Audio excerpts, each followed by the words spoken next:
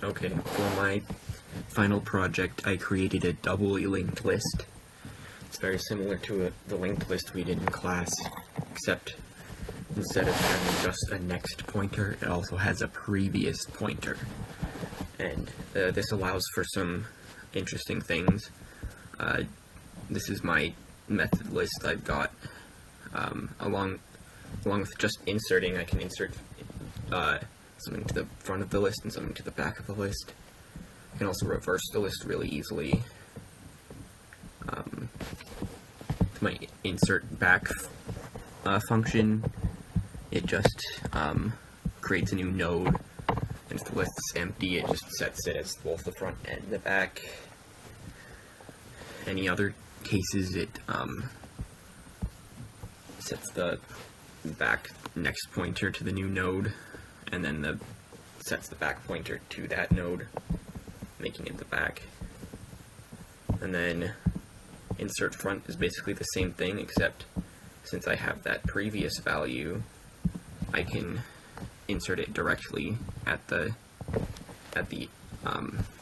start of the linked list. Peek is basically just the same thing, except I don't know if this makes it more efficient or not, but I decided to, if it's at the beginning of the linked list, it counts forward, and if it's at the end of the list, it counts backward, since it can do that since the previous node. The remove function does a similar thing, where it's like a normal linked list remove function, except if it's in the last half of the linked list, it counts backwards from the end of the list using that previous pointer. And I added a reverse function that reverses the linked list, because that's made really easily with the previous pointer. And here's my main function, and there it is in action.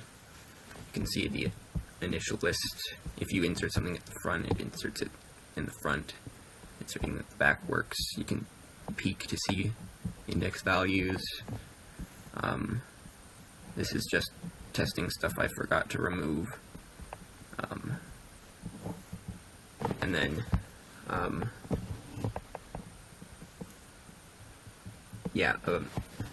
after removing at index 1, this is what the list looks like, and then it works just the same removing later in the list when it counts backwards, and then reversing the list works just fine.